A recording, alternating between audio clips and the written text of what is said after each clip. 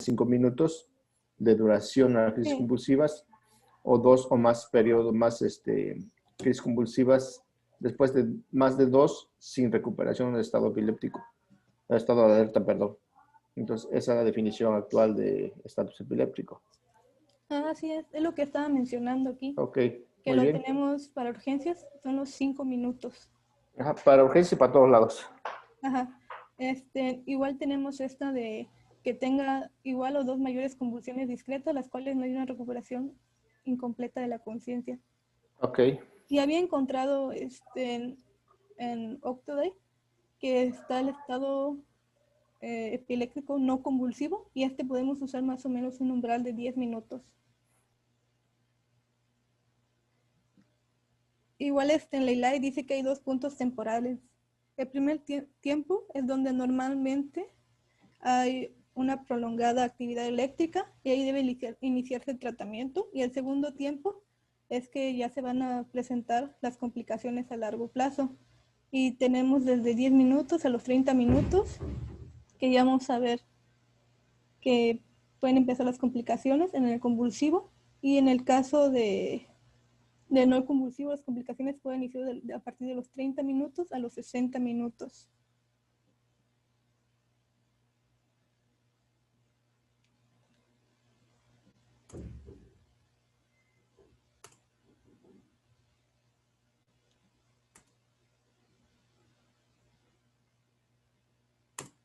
Aquí está. Bueno, puse estas definiciones para poder diferenciar el estado epiléptico de una crisis epiléptica y de, bueno, otras cosas. Primero, ¿qué es una convulsión? Van a ser movimientos involuntarios que pueden ser parciales o generalizados. Aquí ya hay un compromiso motor debido a que va a haber contracciones musculares bruscas y el paciente puede perder o no el conocimiento. Luego tenemos las crisis epilépticas, que estas, ¿sí me escuchan bien? Sí, se escucha. Sí. Ok. Tenemos las crisis epilépticas, que estas son una descarga eléctrica que depende de la localización, lo se den. Puede manifestarse de síntomas motores, sensitivos, autonómicos. Igual puede haber pérdida de la conciencia o no. ¿Y cómo se diferencia del estado epiléptico? Es que las crisis epilépticas son cortas, duran alrededor menos de 2 minutos. Ya cuando hablamos que dura más de 5 minutos, es un estado epiléptico. Y tener una crisis epiléptica no quiere decir que el paciente ya tenga epilepsia, ya que, como sabemos, hay causas primarias y secundarias. Y la epilepsia, para que se pueda dar, tiene que ocurrir, tiene que tener una serie de criterios. Tiene que ser crisis no provocadas o reflejas, que se hayan dado un periodo mayor de 24 horas, igual que tengan una recurrencia menor a 10 años y que ya sean diagnosticadas. Para eso tenemos lo que es el síndrome epiléptico. Aquí es cuando ya está siendo diagnosticado. Ya tenemos las características clínicas, una historia, también reconocemos el tipo de crisis y están registradas las anomalías que se ven en el electroencefalograma. Igual podemos ya saber como qué tratamiento usar. Y entonces estas son las definiciones. okay. ¿Hasta aquí una duda? Para que quede más claro nada más, ¿cómo podemos definir en lo que es una crisis convulsiva a epilepsia? ¿Cuál es la diferencia entre las dos?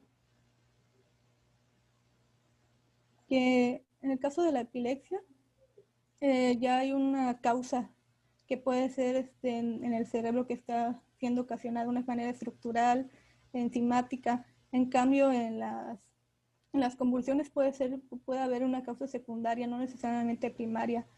En la causa secundaria puede ser un traumatismo craneoencefálico, por ejemplo. Ok. Efectivamente, cuando hablamos de crisis convulsiva, puede ser secundario a una patología ajena al sistema nervioso, que puede ser, por ejemplo, una intoxicación por fármacos, puede ser por fiebre, puede ser por procesos infecciosos, encefalitis.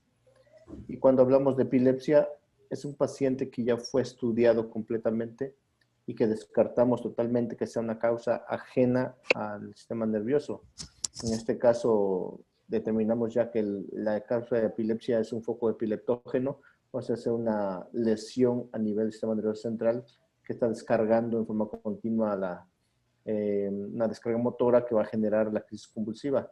Entonces, la epilepsia realmente ya es lo mismo, es una crisis igual, muy similar, o de hecho, es lo mismo una crisis de movimiento anormal, continuo, pero de causa únicamente neurológica o bien causa desconocida, que no determinamos al final, ponemos como una enfermedad idiopática, en la cual no encontramos la causa que generó esto.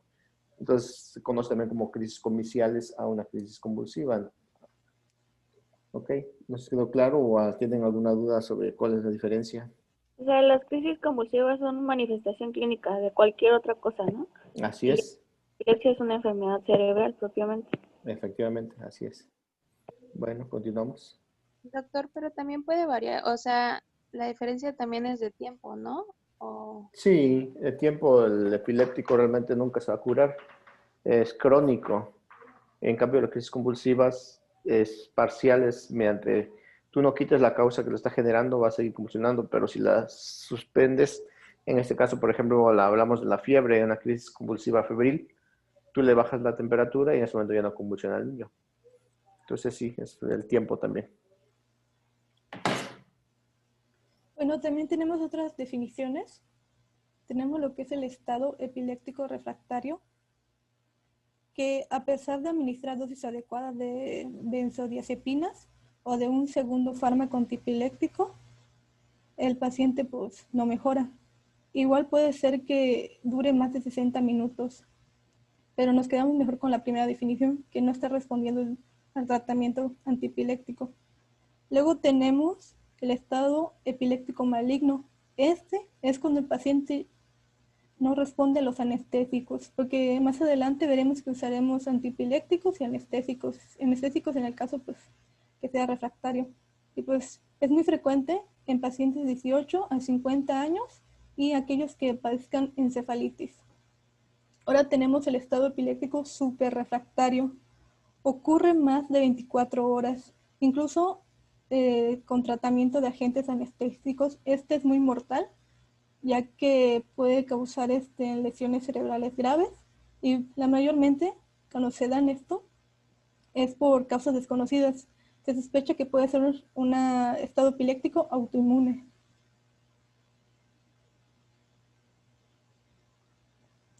Ahora tenemos lo que es epidemiología. Ya teniendo las definiciones claras, se tiene registrado casi siempre a los pacientes de los 30 minutos, pero nos quedamos siempre con de los 5 minutos recordando. Ahora, la incidencia anual es de 1 a 3%, es decir, de 74 casos por cada 100.000 habitantes. Y es más frecuente en las dos edades extremas, es decir, niños menores de 1 año y adultos mayores de 60 años. El 10% de los adultos vuelven a recaer en el estado epiléptico, mientras los niños tienen más probabilidad, hasta un 20%, de tener más episodios del estado epiléptico. Y el estado epiléptico es más frecuente en lo que viene siendo los hombres. Ahora, si hablamos de la etiología, es muy diversa. Tenemos causas desde que un paciente haya tenido una epilepsia previa o pacientes que es la primera epilepsia que se le está presentando.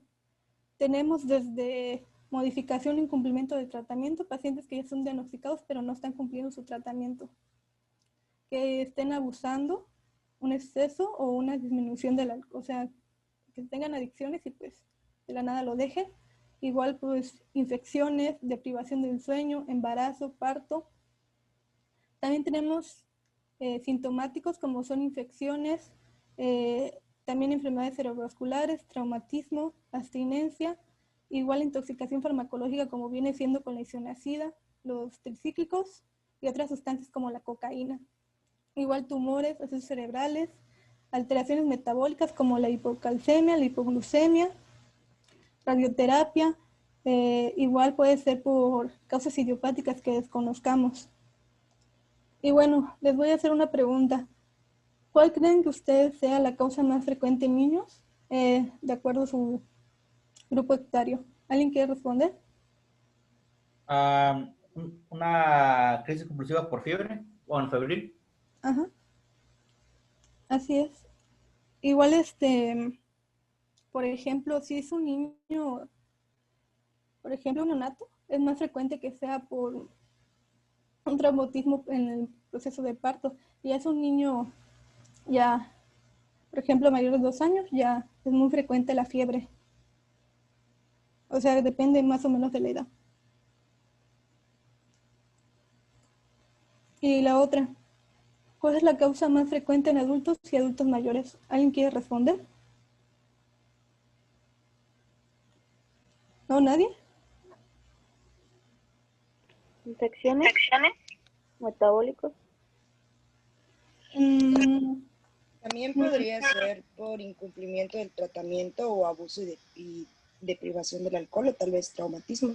Ajá, así es, debe. Por ejemplo, en pacientes que ya esté diagnosticado la epilepsia, es decir, adultos, es más frecuente porque no incumplen, incumplen su tratamiento, no lo llevan adecuadamente. Y aquellos pacientes adultos que, pues, no son epilépticos, son por lesiones traumáticas craneoencefálicas. Y en los adultos mayores, o sea, ya mayores de 60 años, son por eventos cerebrovasculares.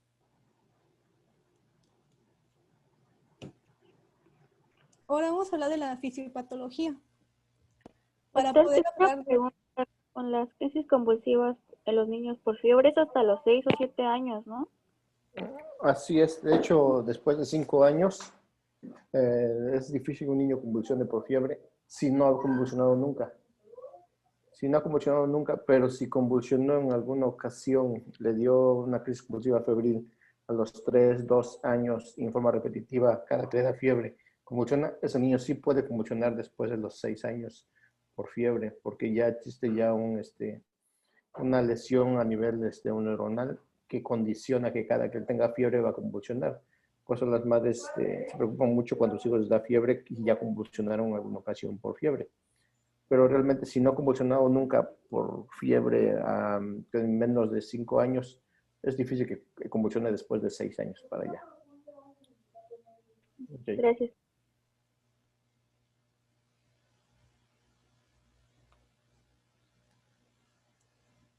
Bueno, ya hablando de la fisiopatología, hay que recordar el potencial de acción neuronal. Y bueno, se va a ser un impulso nervioso que se va a dar en la dendrita o igual en el cuerpo de la neurona. Y se van a desplazar ondas hasta el axón. Y todas estas ondas van a ir hacia un órgano efector. Puede ser también, este órgano efector puede ser una fibra muscular o una glándula, o puede igual ser la transmisión de impulsos hacia otra neurona. Y el potencial de acción es una serie de cambios estructurales en los canales iónicos. Entonces vamos a tener cationes. Los cationes van a ser el sodio, el calcio, el potasio, y en los aniones que van a ser negativos va a ser el cloro. Okay. Y también vamos a encontrar lo que son aniones orgánicos y proteínas. Estos son, van a estar adentro del líquido intracelular, pero no van a poder hacer el intercambio ya que son impermeables, o sea, la membrana es impermeable ante ellos. Y vamos a encontrar que en la parte externa va a ser positivo y en la parte interna va a ser negativo. Pero todo esto va a cambiar. Tenemos eso es cuando estamos en reposo, o sea, el potencial de acción cuando está en reposo va a tener un valor menor a 70 milivoltios.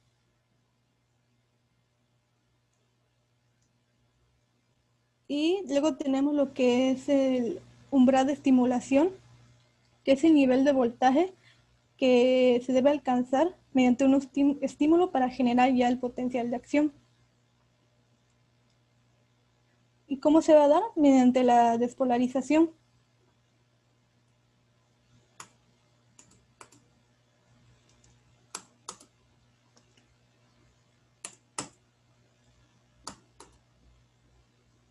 Ay, a ver aquí. Ok. Y esta despolarización se va a dar cuando se abren los canales de sodio. Es decir, va a entrar lo que es sodio del extracelular a intracelular. Y para que se pueda dar, la despolarización tiene que superar los menos 55 milivoltios. Y luego tenemos el pico del potencial que ya supera los 0 milivoltios. Luego tenemos lo que es la repolarización, es cuando se van a abrir los canales para que el potasio de su salida. Aquí lo vemos. Y si se mantiene mucho tiempo abiertos estos canales de potasio, lo que puede generar es una hiperpolarización cuando los valores son menores a 70 milivoltios. Y este proceso dura alrededor de 2 a 5 milisegundos. Ahora señalé esto porque en la neurona el impulso eléctrico lo que va a hacer son saltos. El axón va a estar milinizado. Es decir, que la fibra nerviosa va a contener mielina y esta va a aislar el impulso eléctrico. Pero ¿dónde se va a dar? Va a ser mediante los nódulos de Ranvier. Es decir, que esto va a permitir que el impulso eléctrico no tarde y sea más rápido. Ahora, si es una neurona que pues no tiene mielina, es más rápido, que es más lento que suceda esta contención de acción. Y va a ir de este proceso de aferente hacia aferente, llegando a los botones simpáticos para así realizar la sinapsis. ¿Hasta aquí una duda que tengan?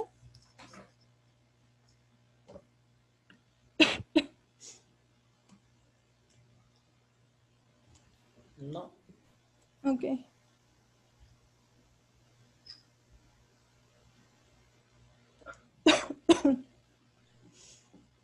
Bueno, ya teniendo como cuenta la sinapsis química, que va a ser la transmisión de una célula presináptica a una célula postsináptica. Y como ya he mencionado, la célula postsináptica puede ser una neurona, una fibra muscular o una glándula. Hay que recordar esto, que por eso está igual un poco la fisiopatología del estado epiléptico.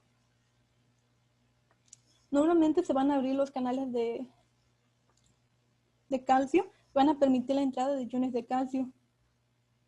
Y estos van a permitir, una vez que se abran estos canales, las vesículas, y vamos a encontrar vesículas en la célula presináptica. Lo que van a hacer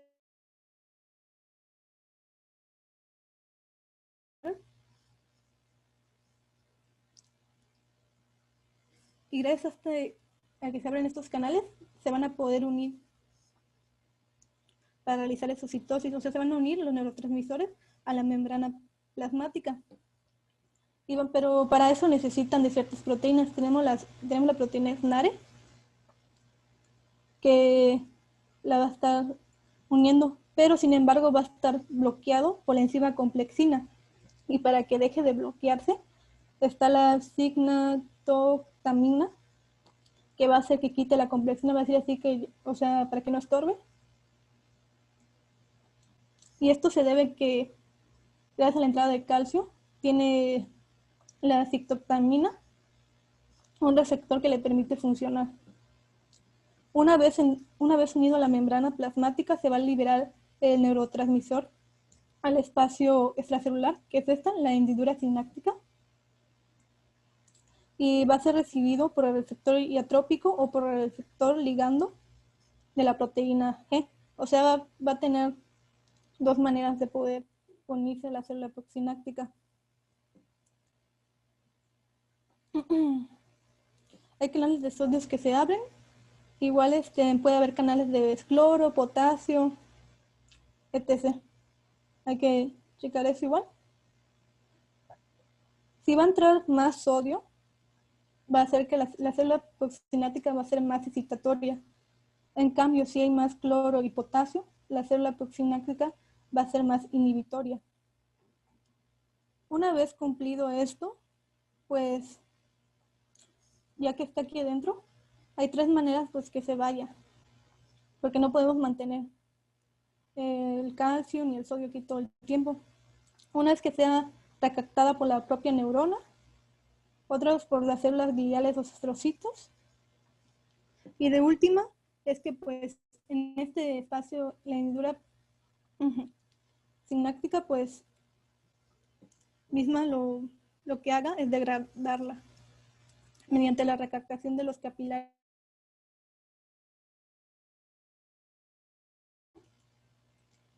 Ahora tenemos vías excitatorias e inhibitorias. Cuando hablamos de la excitatoria, estamos hablando del glutamato. Es decir, que ya explicado, pues el glutamato va a tener dos receptores. Va a tener el receptor AMPA y el receptor NMDA. Cuando se abre lo que es el receptor AMPA, lo que va a hacer va a entrar sodio. Y esto va a permitir la despolarización de la molécula. Y con eso va a permitir que se rompa el magnesio, porque el magnesio está bloqueando igual la entrada. Una vez que suceda eso, lo que viene siendo la NMDA va a permitir igual la entrada de calcio. Así pues se continúa la transmisión. Y como les he dicho, la teoría es que hay un exceso de glutamato, o sea, un exceso de neurotransmisores que están provocando que la célula proxináptica sea muy excitatoria. Eso es lo que estaría sucediendo en el estado epiléptico. Ahora, en la manera inhibitoria, estaríamos con lo que viene siendo el GABA, que el GABA lo que va a hacer es provocar el ingreso de cloro. Y una vez que se esté dando la hiperpolarización, lo que va a hacer es que va a metabolizar pues todos estos cationes y así sucesivamente. Entonces la teoría es que es eso de glutamato, o puede ser que hay un déficit de los inhibitorios. Y en conclusión, pues habrá un cambio de despolarización paroxística, que las neuronas van a sincronizar entre sí en una zona del cerebro, que pueden llegar a causar pues un problema excitatorio o inhibitorio. Ahora, están estos 4 mecanismos igual, que pues es un resumen. Y el primero, el que ya había mencionado, hay una desregulación de los canales de sodio, provocando que siga entrando. Es decir, el potencial de acción está alterado de manera química. Y el segundo mecanismo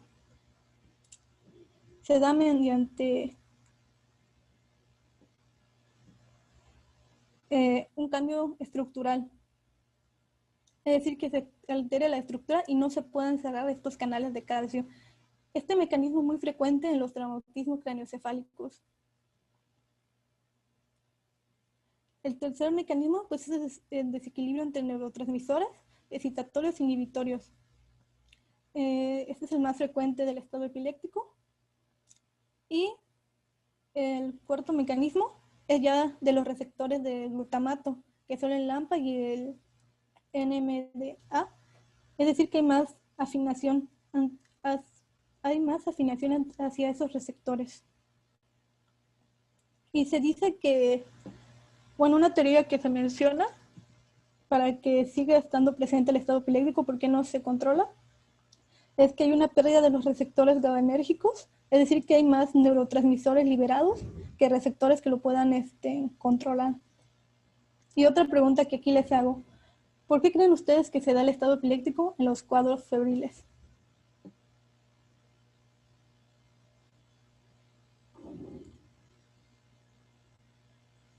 ¿Nadie sabe? No. Bueno, se da mayormente por, bueno, hay varios mecanismos. Puede ser desde el aumento de circulación de toxinas por reacciones inmunes, luego puede ser una invasión viral o bacteriana al sistema nervioso central. Y en niños se da la teoría de que porque tienen una milenización inmadura o tienen un mecanismo de termorregulación inmaduro.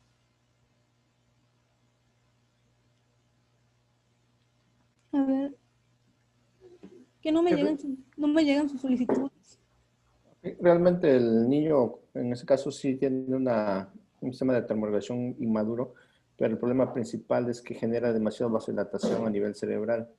Entonces, Así es. esa vasodilatación lo que va a generar es un disconfort en lo que es el sistema de regulación de temperatura, y lo que hay un exceso de liberación de glutamato, y eso hace convulsiones.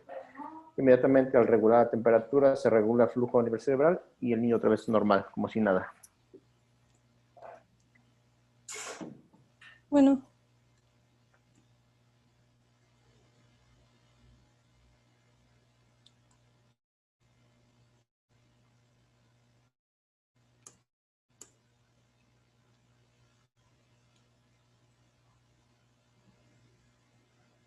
ahora tenemos igual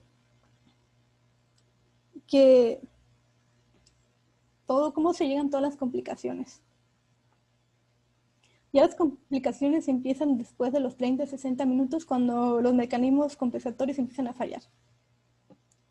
Primero va a haber una extremada actividad muscular debido a las convulsiones tónicas.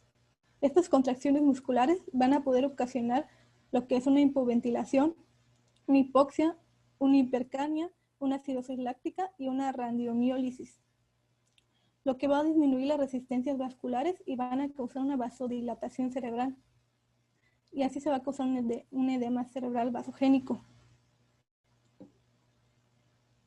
Y bueno, también tenemos que va a haber una hipercalemia en el sistema nervioso y que esto va a dar una hipertermia, y por lo cual va a haber sudoración, hipersecreción salival, y todo esto puede dar un fracaso respiratorio. Igual podemos tener leucocitosis y en el líquido cefalorraquídeo, y debido a la radiomiólisis, igual a la deshidratación y a la liberación que hay mioglobinuria, va a haber un fracaso renal.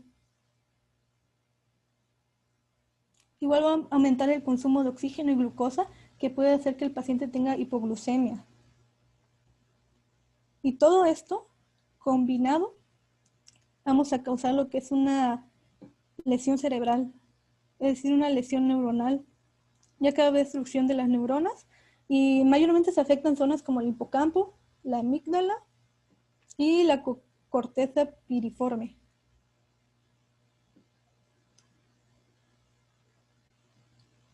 Ahora, se encontró que en las lesiones cerebrovasculares se ha encontrado que, por ejemplo, en accidentes que han afectado, por ejemplo, que pueden causar agnosia, se encuentra la liberación de la enolasa específica de las neuronas, solo como un dato. Y bueno, eso es de por sí de fisiopatología. ¿Alguien tiene una duda? Sí, ¿cuál es el principal daño cerebral que ocurre en una crisis convulsiva? ¿La esclerosis? No. La esclerosis, ¿qué sería la esclerosis? Bueno, eso ya es cuando ya es muy, cuando ya pasa el tiempo del estado epiléptico. Bueno, eso yo encontré, doctor. ¿Pero a qué te refieres con esclerosis? Es un daño cerebral, o sea, se disminuye lo que es como que queda atrófico, parte del cerebro. Bueno, pues no sé, esto es atrofia cerebral. La Bueno, es esclerosis que sí lo encontré. es endurecimiento, significa endurecer. Y Ok. la esclerosis múltiple realmente es un problema em, neuronal en el cual lo que genera es un deterioro progresivo de las dendritas y la transmisión del impulso sináptico. Y eso va a generar mucho daño, pues autoinmune. Ujú. Bueno, el principal daño a nivel neuronal por carga explosiva es la hipoxia cerebral que produce. O Una sea, hipoxia cerebral masiva, ujú. un periodo inflamatorio severo, que eso va a generar muerte neuronal continua. Ah, Entonces, mueren muchísimas neuronas, en el cual el paciente que más convulsiona queda con un retraso psicomotor o retraso neuronal, en el cual el paciente poco a poco va a perder memoria, va a perder el estado de alerta. Al final, el que convulsiona mucho, hace crisis convulsivas de forma continua, va a quedar como zombie al final. sí, Ya por regularidad no hablan, ya nada más quedan sí. viendo. Ese es el No pueden problema de la llegar crisis. a quedar en coma, ¿no? Así es, queda en coma. Y el problema es que esto ya no es reversible. Entonces, el paciente convulsiona mucho, ya queda como un niño que tuviera una pared cerebral intrínseca. Entonces, Doctor, ¿siempre tienen secuelas o depende del tratamiento que se le dé? las secuelas depende de qué tantas veces convulsione. ¿Qué tantas veces convulsione? Porque hay gente que convulsiona cada 2, 3 días o convulsiona 3, 4 veces al día. Esos pacientes son los que les va muy mal. Si el paciente está controlado y ya un buen tratamiento y no convulsiona, que será una vez al año o 2 veces al año, no le pasa nada, sigue normal. Bueno, ya me ¿Es por enseñaron, eso doctor. entonces que decidieron reducir el tiempo? ¿Por la hipoxia cerebral que tiene en cada crisis? Ajá, o sea, mientras más prolongado estén las crisis convulsivas, mayor hipoxia cerebral. Por eso es que el estatus epiléptico es un riesgo alto de hipoxia cerebral masiva. Entonces, si convulsiona un medio minuto. ¿Cuánto dura la crisis convulsiva? Por lo regular no dura más de 1 minuto. Si el estatus dura más de 5 minutos, es un daño masivo cerebral, una muerte neuronal tremenda. Entonces, mientras más convulsione y más tiempo convulsione, mayor hipoxia cerebral. Ok, sí. De hecho, dicen que por cada 10 minutos que no tratemos el estado epiléptico, aumenta 20 veces la lesión neuronal. Así es. Bueno, tenemos algunas características clínicas que, bueno, las puse porque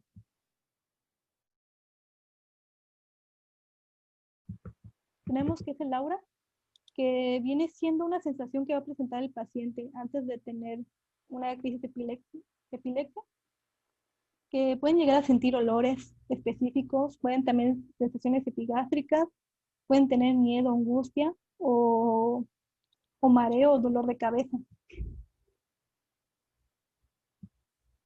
Luego tenemos lo que es la marcha jacksoniana, que esta marcha se refiere a que las convulsiones pueden ir de focal a generalizadas. Por ejemplo, pueden iniciar la convulsión en un dedo, en la mano, y posteriormente va a lo que es el brazo, al hombro, hasta lo que viene siendo el rostro. Luego tenemos lo que es la parálisis de TOC, que esto se da en pacientes que después de una convulsión occipital sigue habiendo un déficit motor que puede llegar a persistir hasta 24 horas. Luego tenemos lo que es el automatismo, que van a ser movimientos repetitivos que hacen los pacientes de manera inconsciente. Pueden hacer despete, deglución, mueca, y algunos pacientes van a agarrar o soltar objetos.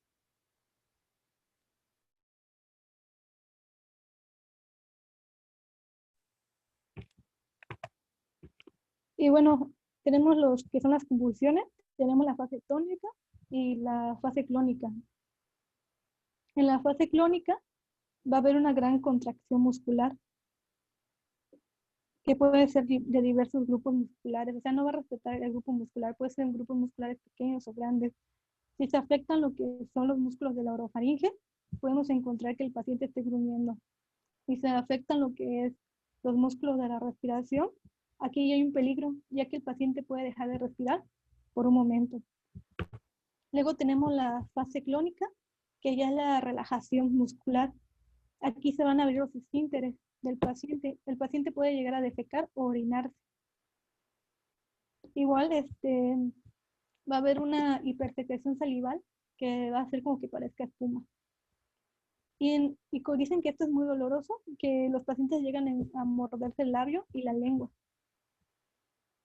Y ya luego tenemos el periodo posictal, que el paciente pues ya no está teniendo la convulsión, sin embargo está confundido y no recuerda lo que pasó. Tenemos lo que es la ausencia, que van a perder la conciencia del paciente, sin embargo no va a perder el tono postural, o sea, no se caen. Pero, por ejemplo, si están manejando y les llega una crisis de ausencia, sí pueden tener accidentes. Luego tenemos lo que es la tónica, que se refiere que el paciente va a perder la postura, se va a poder caer. A eso se refiere. Entonces, la diferencia de la ausencia y la tónica es que la ausencia pues se conserva la postura y en la tónica no. Ahora la miclonía. Puse esto de la imagen porque es como, va a ser repentina y breve, como cuando tienes un sueño y te levantas así espantado. Así vas a empezar a tener sacudidas, pero sin llegar a perder la conciencia. Y bueno, en las convulsiones, bueno, el estado epiléptico puede ser tanto generalizado o focal. Y bueno, antes de avanzar, ¿alguien sabe qué hacer ante una crisis epiléptica? Dejar que el paciente tenga su crisis convulsiva. Uh-huh. Solo cuidar que no se golpee con nada más. Y si vomita, pues que no se broncoespire. Uh-huh. Igual puedes colocar su cabeza, puede ser con una almohada o su propia ropa. Y ponerlo en posición lateralizada horizontalmente. Esto va a permitir que pues pueda respirar mejor. Y si ya llega a persistir más de 5 minutos, pues hay que llamar a urgencias.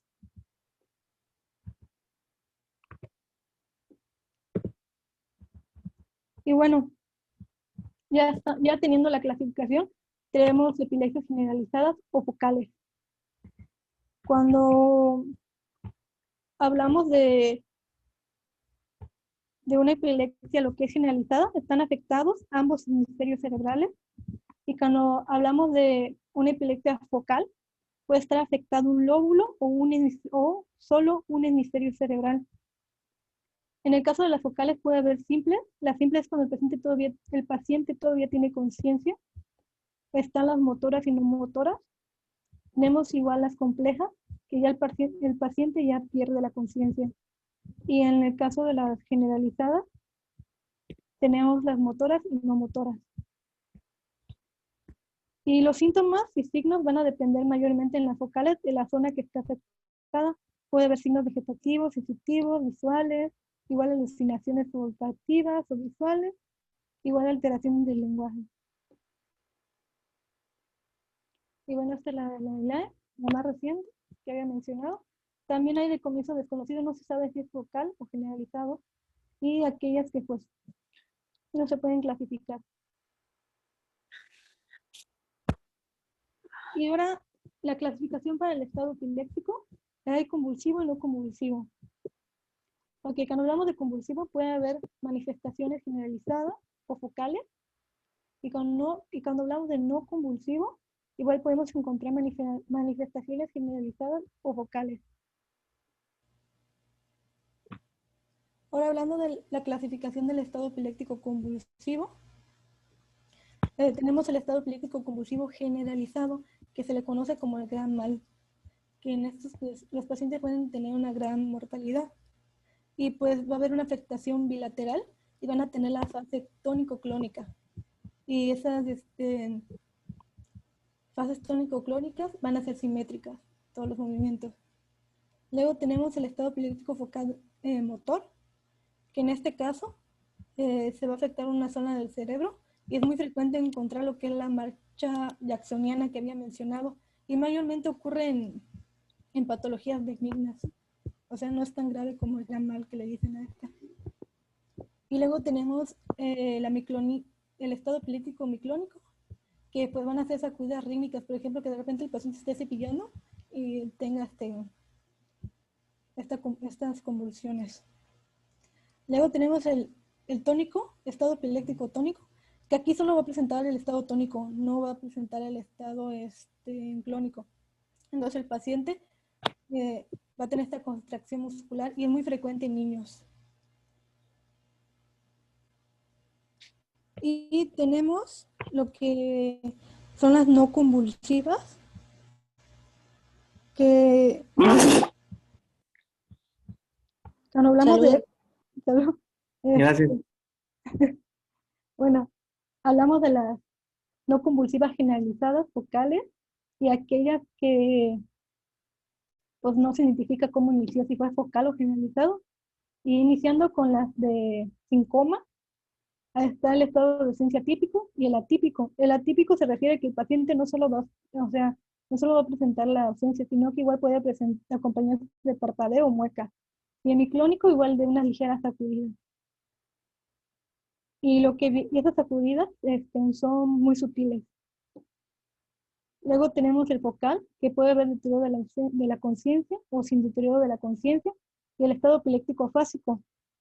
Cuando hablamos del estado epiléptico fásico, leí que se puede llegar a confundir con un evento cerebrovascular porque va a haber una alteración del lenguaje. Entonces hay que tener cuidado con su diagnóstico. Ya he mencionado el autónomo, que no se sabe dónde inicia, si fue focal o generalizado, y el de coma, que es el más habitual en la UCI y es de difícil diagnóstico. Ahora, ¿alguien sabe qué es el SUDEC o qué significa sus siglas?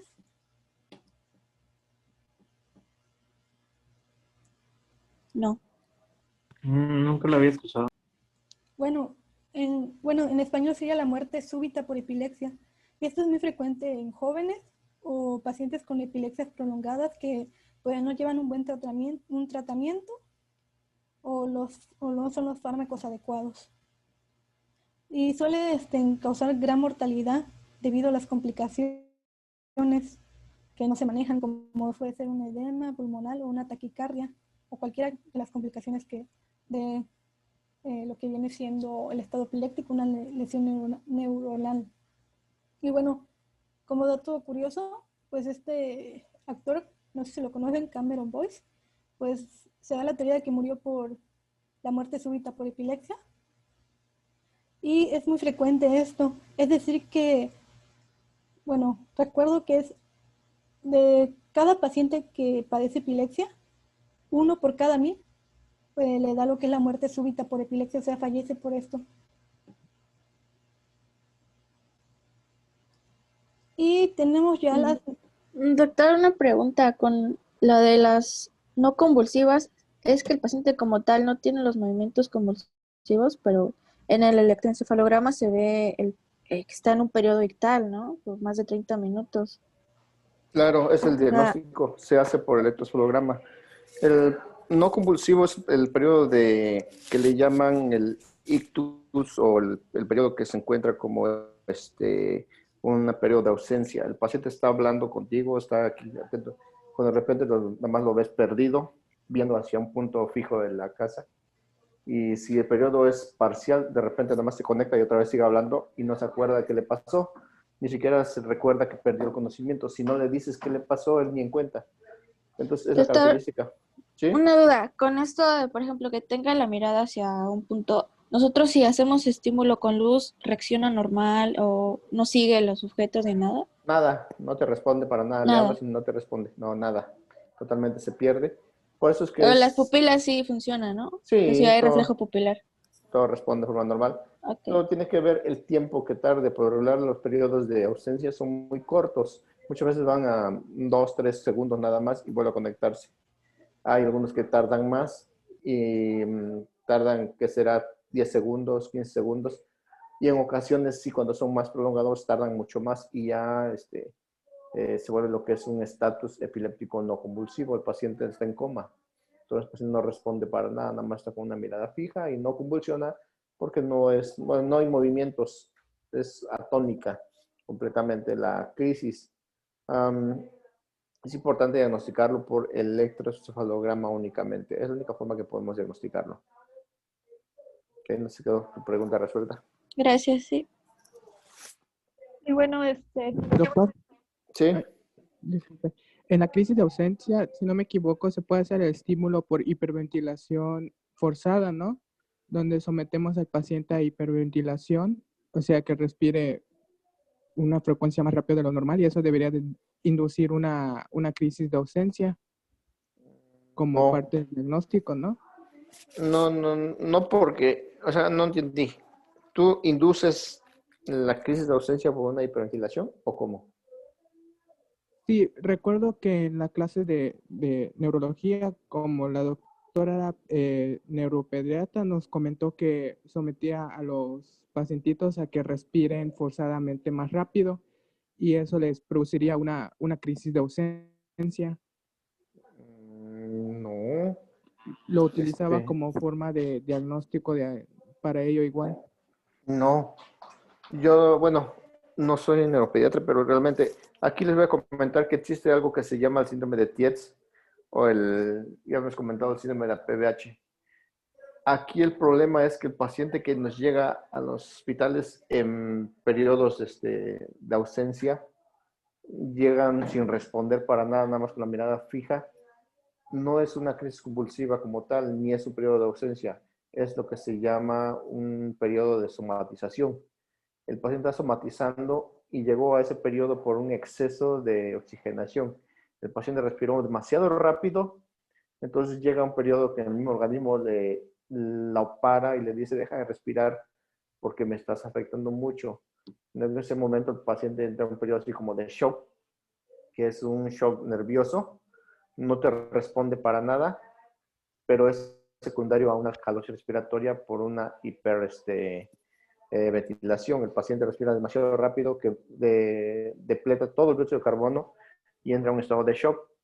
No sé si confunda la doctora, en los niños ocurra eso, porque si ocurre en los niños, ponlo a respirar muy rápido y va a quedar un momento en shock, pero es un niño normal. Es un niño normal que no sabe manejar sus emociones y va a llegar a un estado de shock. Por ejemplo, te accidentas, te da muchísimo miedo, empiezas a respirar muy rápido porque el miedo, recuerden que va a generar liberación de adrenalina y eso va a condicionar que empieces a respirar muy, muy rápido y en ese momento te encuentran ya en shock, no respondes para nada, te hablan, no respondes de mirada fija nada más, pero no es un periodo convulsivo, es un periodo únicamente de somatización. ¿Cómo respondes? Pues muchas veces nosotros así como genesiólogos nos vemos medio maleantes, le ponemos gotitas de alcohol en la nariz y con eso despiertan rapidísimo, sienten horrible sin que se mueren con eso. O bien les pellizca ya sea un pezón o en el esternón Le inyectan alcohol. o le inyectas alcohol y con eso despierta, lo activas medio del dolor. No sé si a eso se refería la doctora, pero no he leído nada sobre el otro. Gracias, doctor. Creo que sí se refería a eso. Yo creo, Y ¿por lo qué de la no? prueba prolactina, ¿no? ¿Sabe algo? ¿Cuál? La prueba de la prolactina. La prolactina no. A ver, explícanos. De acuerdo a lo que había leído, es una para diferenciar de crisis convulsivas a una pseudocrisis. Ajá, ¿y qué es lo que hace una película de prolactina?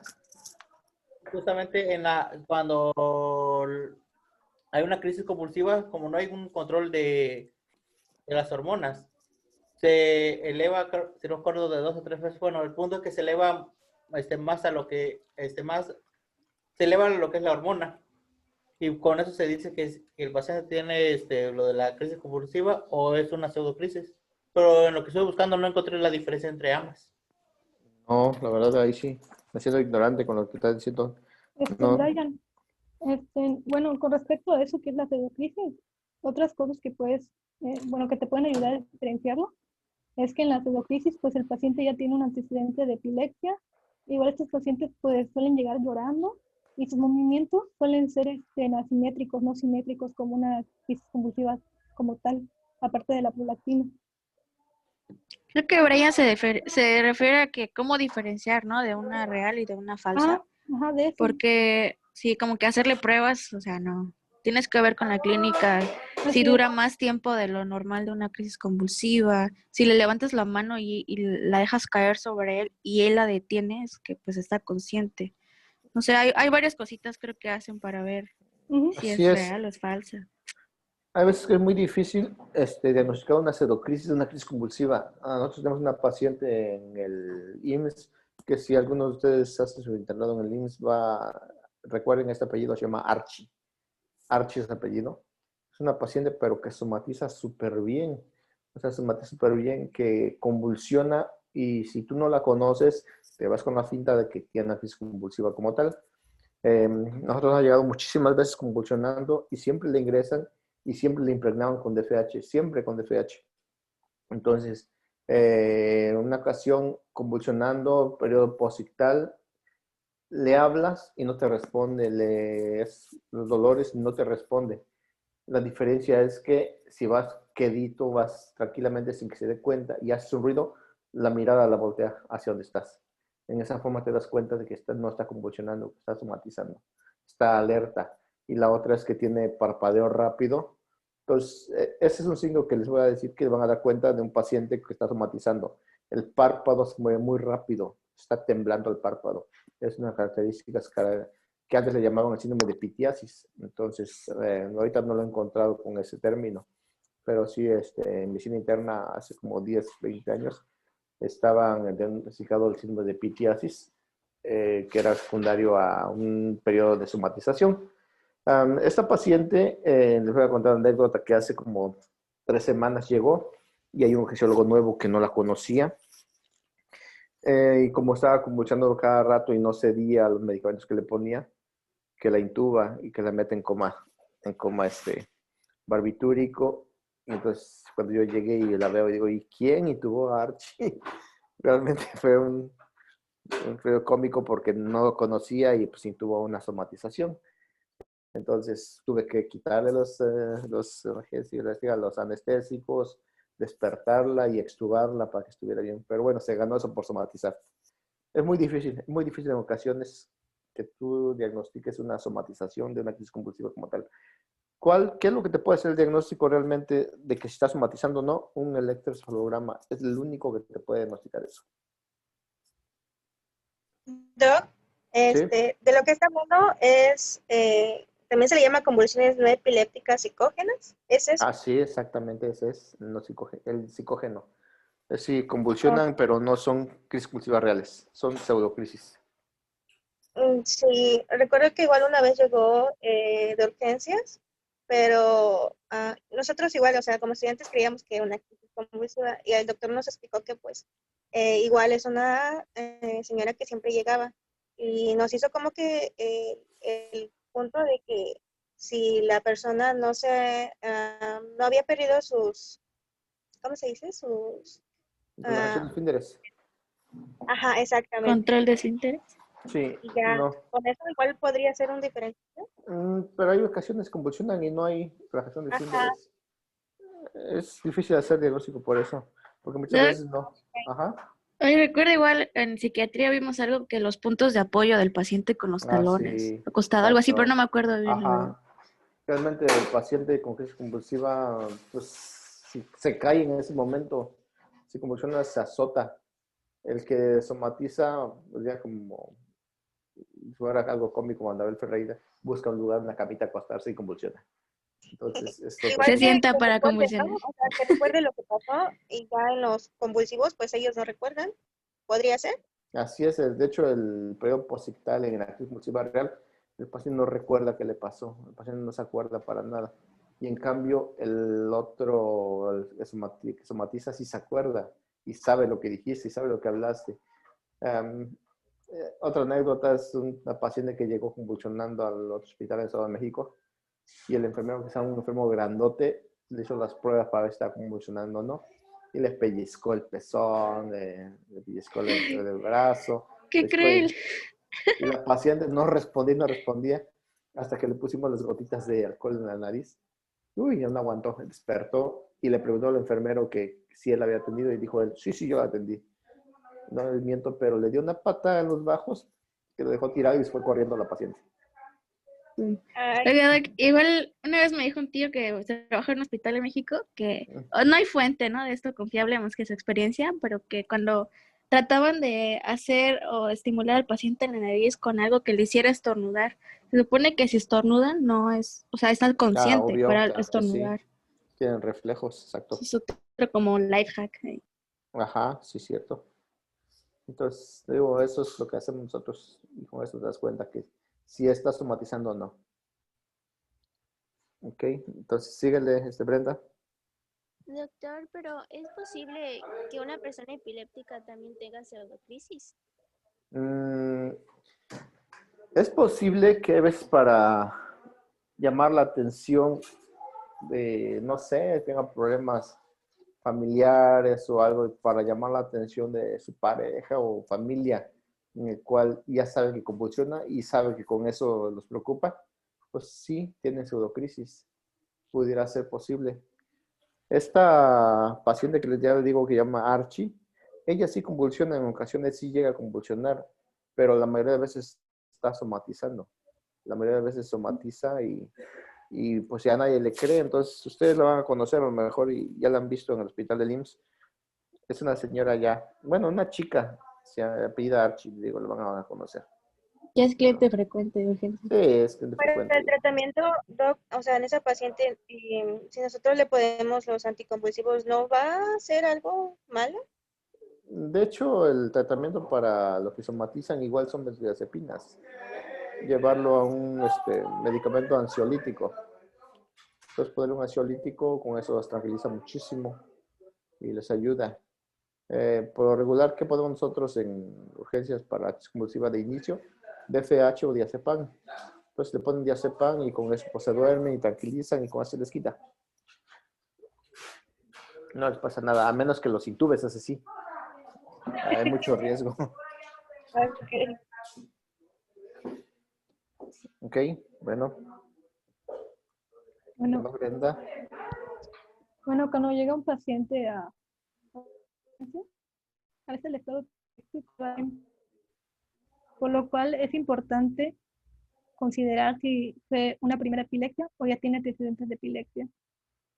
Igual preguntar al familiar o quien estuvo presente al paciente qué observó, o sea, qué observó de las convulsiones, igual si estuvo consumiendo algo el paciente, si fue espontáneo, igual cuánto tiempo empezó, igual si tiene alguna idea de, bueno, ya con esto tenemos una idea de qué tipo de estado epiléptico es y cuánto tiempo más o menos. Y lo primero que vamos a hacer es la estabilización del paciente. Antes de iniciar lo que es la farmacoterapia, hay que ver las condiciones. Si viene un paciente, por ejemplo, con un traumatismo craneoencefálico, hay que tratar el traumatismo craneoencefálico primero, o sea, la causa subyacente que está dando lo que es el estado epiléptico. Y tenemos lo que es el ABCDE. Tenemos la A, que es el control de la vía aérea, que aquí pues vamos a asegurar la oxigenación. Vamos a colocar desde una máscara de oxígeno o una cánula. Bueno, esto depende de nuestra evaluación, si lo vemos, o sea, la evaluación clínica, y igual de la toma de los signos vitales, si consideramos que necesite esto. Igual pacientes críticos que pueden llegar a intubar. Igual se realiza lo que es la maniobra frente y mentón para poder permitir una mayor entrada de oxígeno. Igual se evalúa la frecuencia respiratoria, se ausculta el tórax, se evalúa igual lo que es la saturación de oxígeno, que es la B de respiración. Luego tenemos la C, vamos a evaluar el pulso, la presión arterial. Y en este momento hay que colocar al paciente para tomar lo que es el electrocardiograma, ya que pueden llegar a presentar taquicardia. Igual en este punto, en la C, aprovechamos colocar lo que es la vía intravenosa para poder luego aplicar ciertos fármacos. Luego tenemos la D, que vamos a evaluar lo que es el deterioro. En este caso vamos a usar la escala de coma de Glasgow. Igual ver los movimientos de las extremidades y podemos igual tomar la glucosa para ver si hay una hipoglucemia o no. Luego la E, que es la exposición, que pues checar en sí su estado general y prevenir lo que es la hipotermia.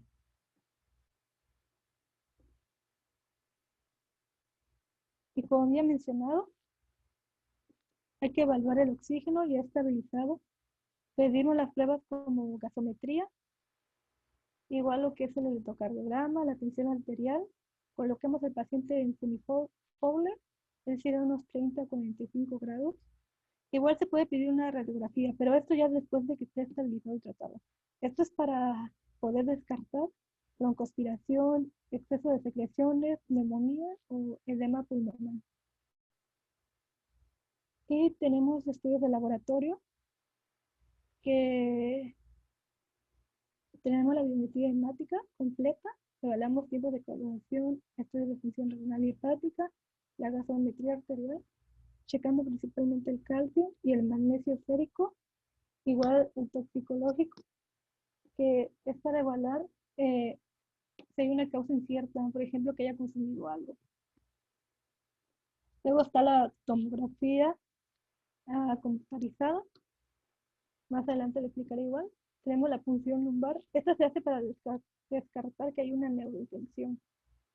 Y luego tenemos el electroencefalograma.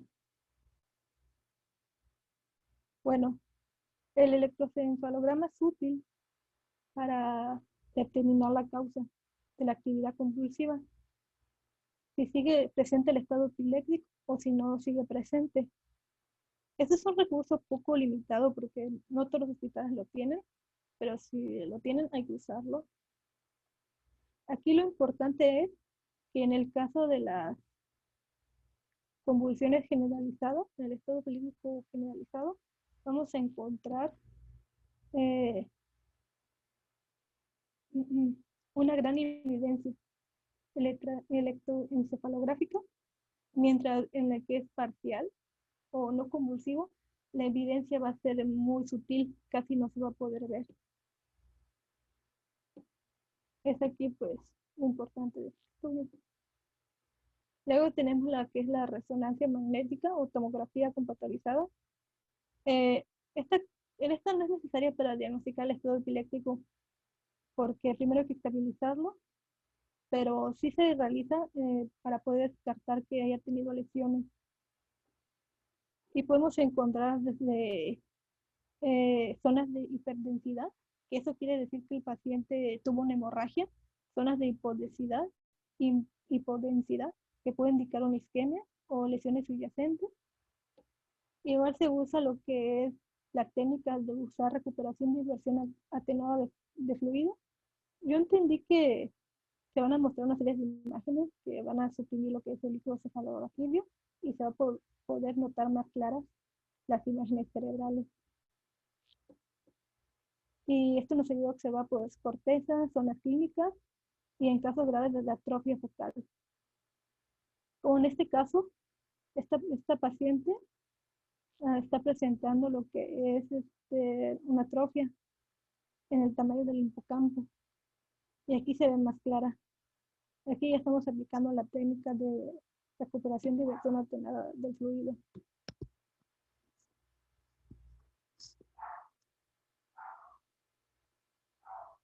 Bueno, ahora tenemos lo que es el puntaje de gravedad del estado epiléptico. Este puntaje nos puede dar un... Compañera, ¿estás cambiando diapositiva? Sí, sí. ¿O no la ven? Bueno, Estamos en la de puntaje. Sí, a mí se me se quedó. ve. Sí se ve. Entonces salgo y vuelvo a entrar. Porque a mí se me quedó en ABCD. bueno. Tenemos el puntaje de gravedad del estado epiléptico que nos puede llegar a predecir si encontremos un estado epiléptico con buen pronóstico o mal pronóstico. Tenemos lo que es el nivel de conciencia, si el paciente está alerta o tiene somnolencia o está confuso, 0 puntos. Si tiene sopor o está en coma, 1 punto. Igual el tipo de convulsión, si fue parcial, compleja, de ausencia y clónica, 0 puntos. Si fue generalizada convulsiva, 1 punto. No convulsiva, o sea, ya en coma, 2 puntos. Si la paciente, pues, bueno, el paciente tiene menos de 65 años o más o igual a 65 años, pues aquí se va a ver de 0 puntos a 2 puntos. Igual si el paciente ha tenido antecedentes de convulsiones, se sabe, ¿no? O se desconoce. Y va la puntuación de 0 a 6 puntos. Cuando tenemos, por ejemplo, de 2 o menos 2 puntos, hay un buen pronóstico. Si ya se tiene 3 puntos, ya empieza, podemos sospecharle que sea un estado epiléptico refractario, y ya si son de 5 o 6, ya hay un pronóstico de mortalidad muy severo.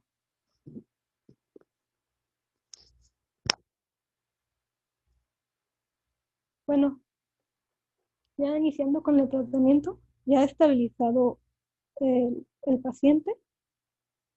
Según la Asociación Americana de Epilepsia, esta es la más actualizada. Hay varias fases. La primera es la estabilización, que he mencionado. Esto debe ser durante el uso.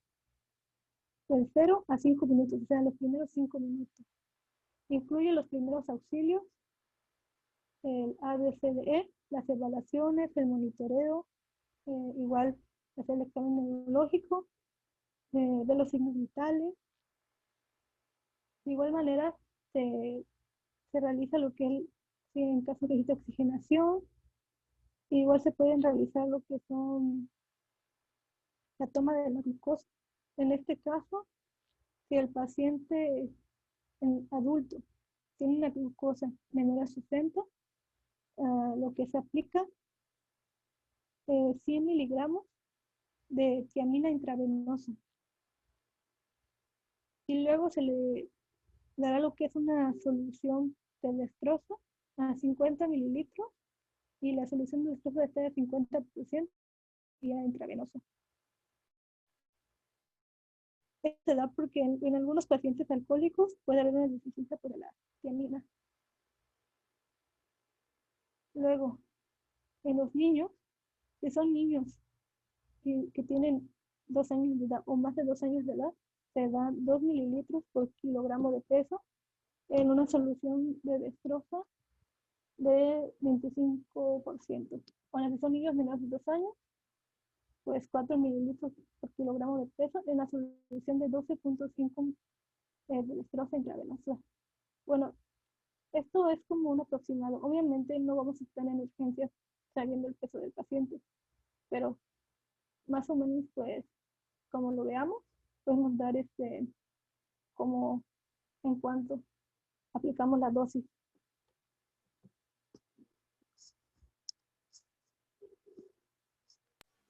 Y ahora, si sigue persistiendo la epilepsia o no.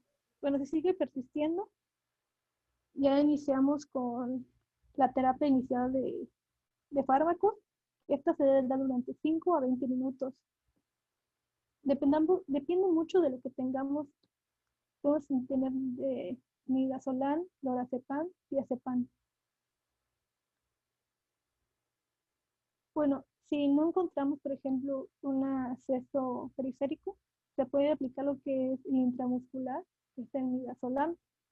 Este se aplica 10 miligramos, pacientes que tengan mayor de 40 kilos, 5 miligramos, pacientes que tengan entre 13 o 40 kilos. Esto solo se da una dosis. Ahora, si nosotros tenemos lorazepam, vamos a dar de 0.0 miligramos por kilo y hasta llegar a una dosis mágica de 4 miligramos. Y se puede llegar a repetir solo una vez más. El lorazepam, si vemos que no responde al paciente. Y luego tenemos el diazepam, que es de 0.15 a 0.2 miligramos por kilo, hasta una dosis máxima de 10 miligramos. Igual se puede repetir solo una vez. Y otras opciones que son o sea, si ninguno de estos se los agarra, sí, o si tenemos esto, igual existen lo que son alternativas como el fenobarbital, que se da una dosis de 15 miligramos por kilo, igual ser una dosis. El diazepam rectal, que se da pues de esta dosis de 0.2, 0.5, igual ser una dosis. Y también hay intranasal midazolam. Y bueno, y otra vez, ¿respondo o no respondo al paciente? Ok, regresa tantito. ¿Sí? Bueno, de 0 a 5 minutos, como ya lo mencionó Brenda, aquí la cuestión es que nosotros vamos a descartar una falla orgánica, un daño orgánico que esté generando la crisis convulsiva. En este caso, la primera sospecha en niños con crisis convulsiva es febriles o es por intoxicación por hipoglucemiantes orales. Por regular siempre te toman el medicamento de la abuelita, el papá, el abuelito, o la mamá, que sean diabéticos, y llegan con una hipoglucemia severa. Entonces, por eso hay que darle siempre glucosa IV para ver si responde. Ese es el tratamiento inicial para descartar, porque la primera causa crisis convulsivas no determinadas es por hipoglicemia. La tiamina igual para los señores borrachines que toman mucho, en cual llegan convulsionando. Entonces, por eso es que antes se había mencionado que se determinan electrolitos séricos, porque el magnesio y la tiamina son causas de crisis convulsiva. Si después de poner cóctel de coma, en este caso hacer un estudio toxicológico, que no haya ninguna intoxicación o que no determine ningún toxímetro clínicamente, ya se va a iniciar el manejo con medicamentos. Aquí los medicamentos que mencionan principalmente es la primera vía. ¿Cuál es la más rápida? La intramuscular y la rectal. En un niño lo que funciona más es la vía rectal. Hay que poner diazepam en vía rectal a dosis altas. En este caso, de 0.2 hasta 0.5 miligramos de peso.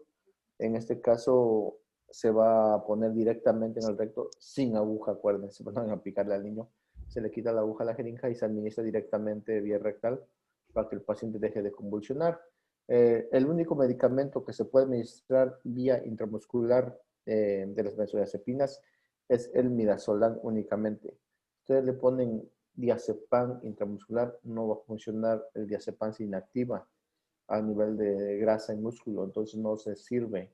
Entonces, yo he visto muchas veces que le inyectan el diazepam intramuscular, pero no funciona. Entonces, está descrito en su efecto farmacológico es que el diazepam no va a responder. El único que responde vía subcutánea es el midazolam solamente. Si ustedes tienen el medicamento que se puede manejar en vía intranasal, pues mejor. El midazolam intranasal es muy rápido de actuar, pero eso no lo tenemos. Entonces, inicialmente es la vía que ustedes la más fácil de administrarlo, porque se puede administrar todo por vía intravenosa, pero un paciente que llega convulsionando se mueve demasiado con movimientos tónicos, clónicos, y para que ustedes lo canalicen está bien difícil.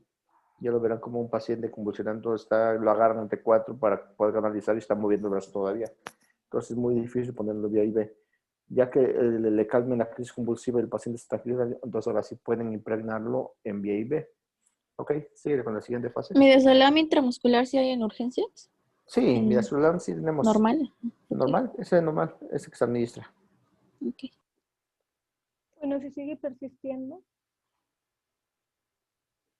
lo que hacemos ya a partir de los 20 a 40 minutos, ya la segunda terapia. O sea, ya seguimos con los tratamientos. Entonces aquí incluye ya medicamentos como que es la fosfetidina,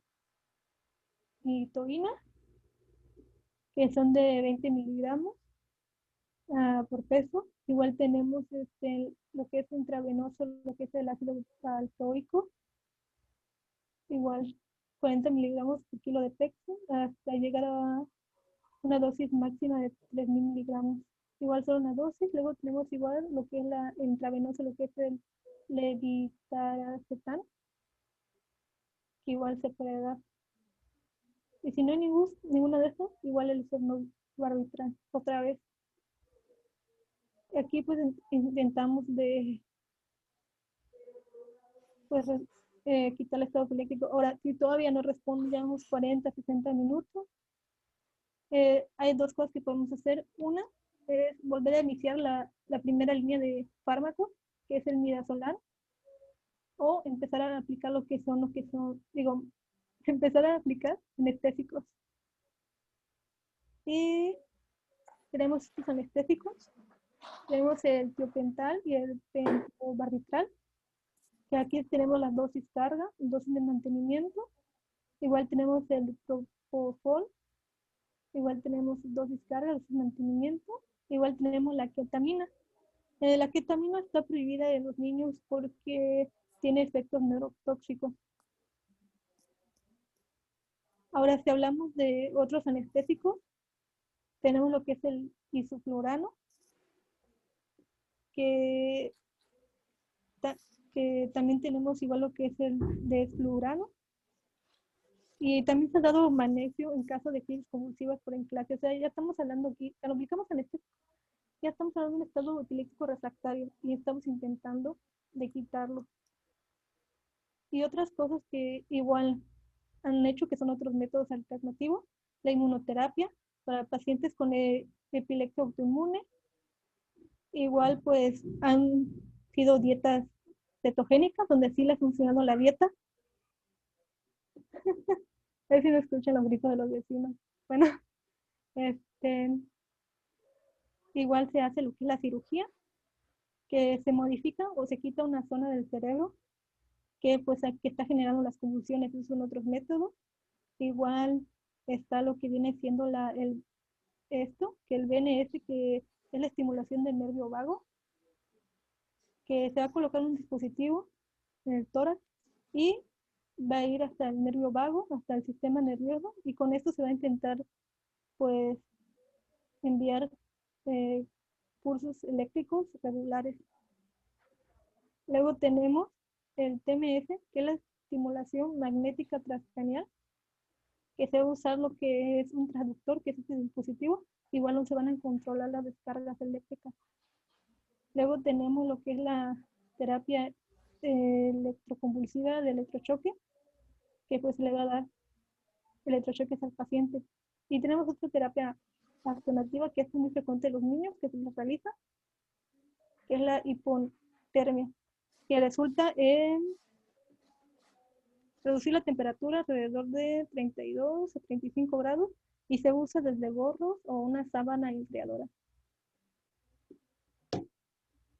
Y bueno, eso es con respecto al tratamiento. ¿Alguna duda? Sí, puedes regresar a la diapositiva anterior. Sí. Esa, mera. Ok, aquí cuando ya ustedes inician el tratamiento ya de sostén para que el paciente ya lo vayan a manejar ya con una terapia, recordemos lo inicial era darle el tratamiento que sospechemos que puede ser intoxicación por algo, después darle ya un anticonvulsivante y después ya se impregna al paciente. En este caso la fofenitoína o la fenitoína, hay que impregnarlo. Es el medicamento de elección en urgencias para manejar al paciente con crisis convulsiva. Lo vamos a impregnar a una dosis de 15 a 20 miligramos por kilo de peso. En impregnación, aquí siempre hay que utilizar solución salina, siempre solución salina en este medicamento, porque si lo ponen en glucosada se precipita y se cristaliza y no le sirve. Entonces siempre utilizamos solución salina. Este medicamento fenitoína se va a administrar a una dosis de lo que salga por 15 por kilo de peso, pero administrarlo por lo menos a más de 30 minutos. No se puede pasar más de 50 miligramos por minuto. Recordemos que la fenitoína también tiene tres efectos, que es anticonvulsivante, protector de membrana neuronal y también antiarrítmico. Si ya lo vimos en la clasificación de Bohn y Williams, va a entrar como antiarrítmico este medicamento. Entonces, de acuerdo a eso, su dosis debe ser equilibrada y no debe pasar a chorro inmediatamente, debe pasar por lo menos a no más de 50 miligramos minuto. La fenitoína, ya que se impregna por regular en una hora, ya se va a manejar a una dosis de entre 5 a 7 miligramos por kilo de peso, ya aplicando cada 8 horas, ya no se va a aplicar por tiempo, ya se puede pasar en bolo, en forma lenta nada más, o bien pueden diluirlo en 50 mililitros y pasarlo ya en forma lenta, pero es una dosis bajita. Entonces, la ámpula viene de 250. Por lo regular, siempre para el nuevo especial medicamento le ponemos 125 miligramos cada 8 horas. Así lo van a encontrar como receta de cocina. Cuando ustedes ven un paciente con crisis convulsiva, le van a poner 125 miligramos cada 8 horas y ve. Si el paciente, a pesar de la impregnación, no te responde, iniciamos con una sedación baja. ya sea midazolam, a dosis bajita, podemos manejar a 0.5 por kilo de peso para que el paciente se mantenga dormido nada más. Si no responde y persiste la convulsión, ahora sí tendremos que impregnarlo y manejar lo que se llama el coma barbitúrico, en este caso, pues con los barbitúricos, el fenobarbital, el pentobarbital.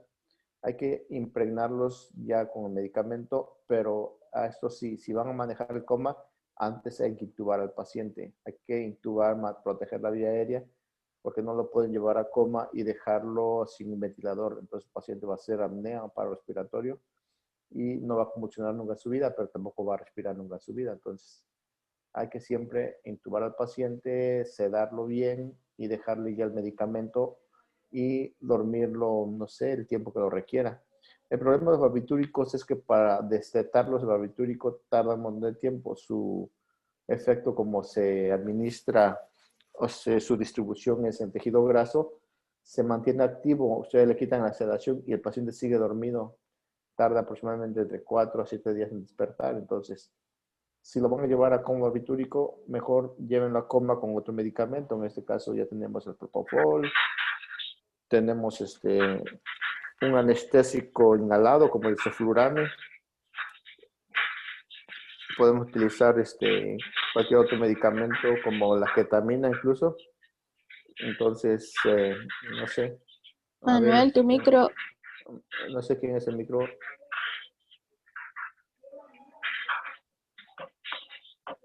Manuel. Está en onda, Doctor, Manuel, ahorita. ¿cómo hace el destete de los barbitúricos? Se dice que es muy difícil. ¿Cómo lo Sí, hace? es muy difícil. Nada más suspendes la dosis, suspendes la infusión y esperas a que el medicamento se elimine del cuerpo. Entonces, aquí no hay destete, aquí nada más suspender el medicamento y esperar que se elimine del cuerpo. Ah, ok, ok. Gracias. Manuel, tu micrófono. Bueno, no, Manuel, a tener fiesta. Perdón, doctor, está fallando. No, me está sacando cada rato del Zoom. Ah, ok. Bueno, entonces la cuestión es el paciente que está convulsionando utilizar el fármaco que ustedes tengan a la mano. Si tienen propofol, a ponerle a 1 miligramo por kilo de peso, incluso hasta 2 miligramos por kilo de peso, dormirlo. Si van a manejar dosis alta, hay que intubar al paciente. Si es dosis bajita, se puede mantener con una mascarilla, monitorización, para que el paciente esté respirando solamente y oxigenando de forma adecuada. Hay que monitorizar siempre al paciente que se le maneje la sedación. En este caso, si es propofol, ustedes suspenden el medicamento, inmediatamente va a despertar al paciente en cuestión de 4 a 5 minutos a quitar el medicamento, despierta.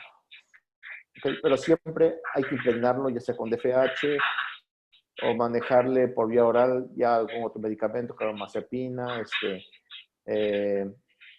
no sé, levetiracetam, el que tengan, el que maneje el paciente. Pero la cuestión aquí es evitar que siga convulsionando. ¿Ok? Doctor, tengo una duda. Sí. Digamos que nos llega el paciente porque empezó su crisis epiléptica en casa, ¿no? ¿Es posible que sin tratamiento ceda sola? O sea, que ya llegue y te diga, tuve mi crisis sola. Pues, sí. No sé, a menos que se trate. Creo que me silenciaron, no sé si me escuchó.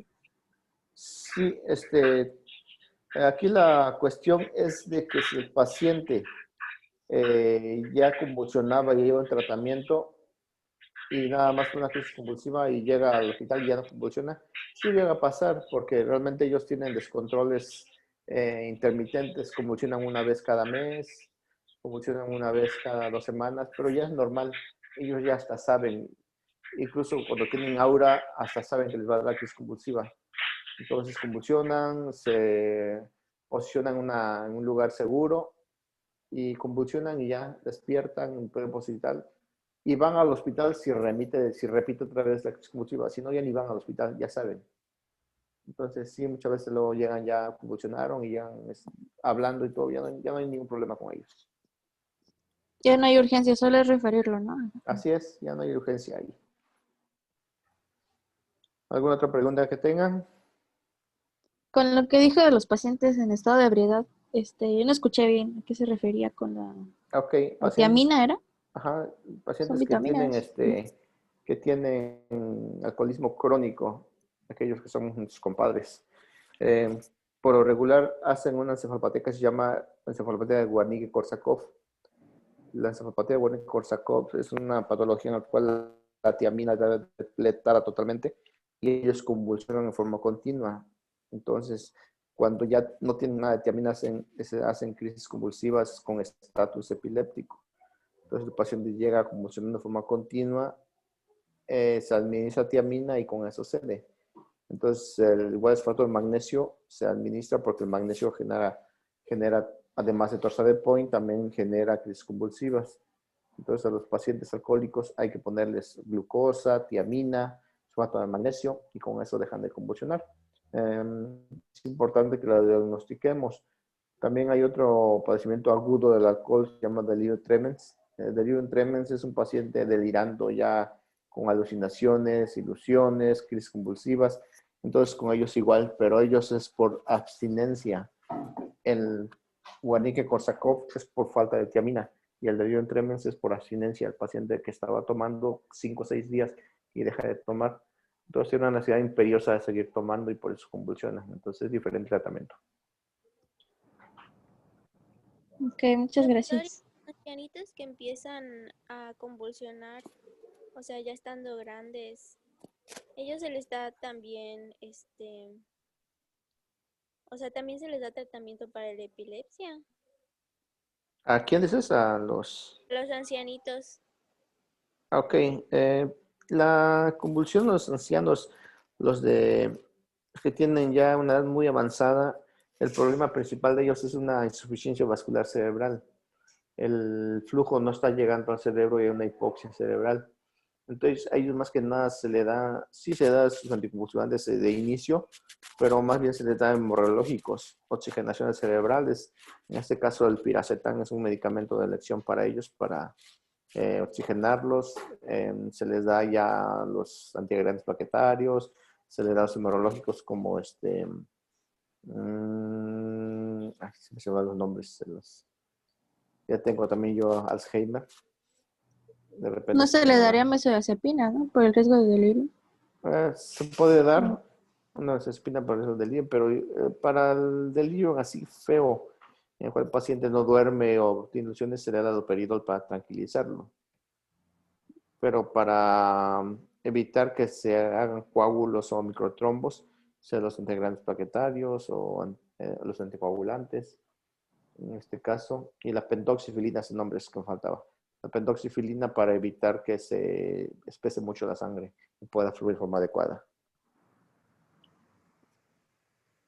¿Si es alguna otra pregunta que tenga? Yo, doctor, no escuché bien. Dijo que en niños era rectal y en adultos ¿cómo Ajá, era? en niños es rectal. Es Ujú. el diazepam o midazolam rectal.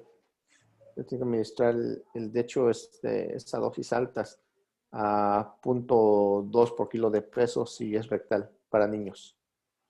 Si el niño pesa 10 kilos, 0.2 por lo regular le tocaría más o menos como 1 miligramo rectal.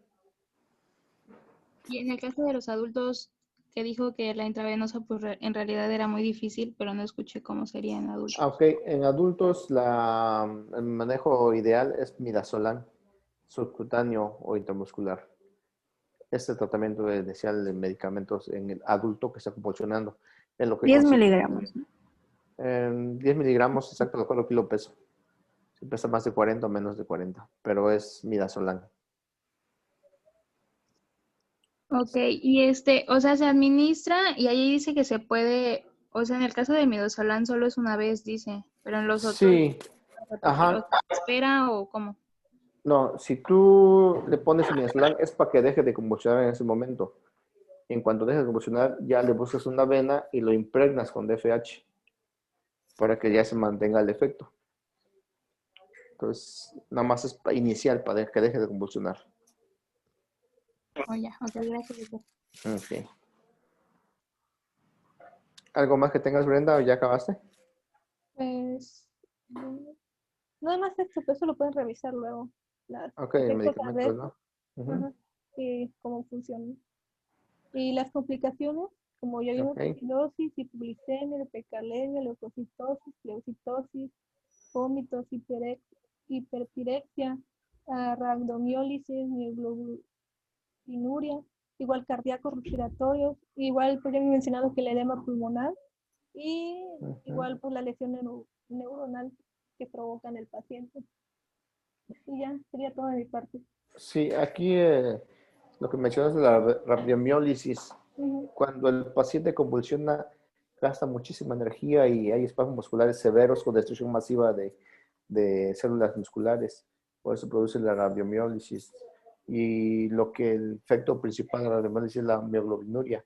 Empiezan a tirar por el riñón muchas proteínas y eso puede causar falla renal aguda, porque recuerden que las proteínas tienen un peso molecular grande y no atraviesan lo que es la membrana de la nefrona, entonces en ese momento se obstruye y produce una falla renal.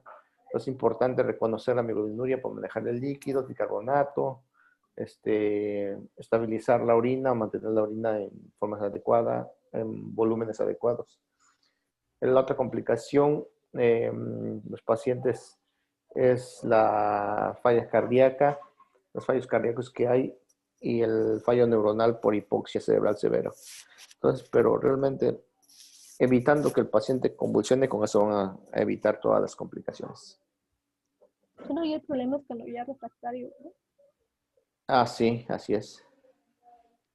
Qué bueno es todo, compañeros. Ok, bueno, entonces nos vemos la próxima clase ya con el tema CBC. Sí, doctor, muchas gracias. Buen día. Bueno, Gracias, Brenda. bueno, hasta luego. Adiós. Ay, Adiós. Adiós. Adiós.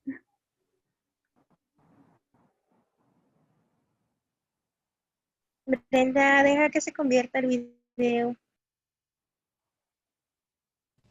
Sí, es lo que estoy esperando. ¿Qué se supone que hago? ¿Espero? No, puedes terminar la sesión y ya solito te va a aparecer como la barrita en donde lo vas a ok. descargar. O sea, le doy salir.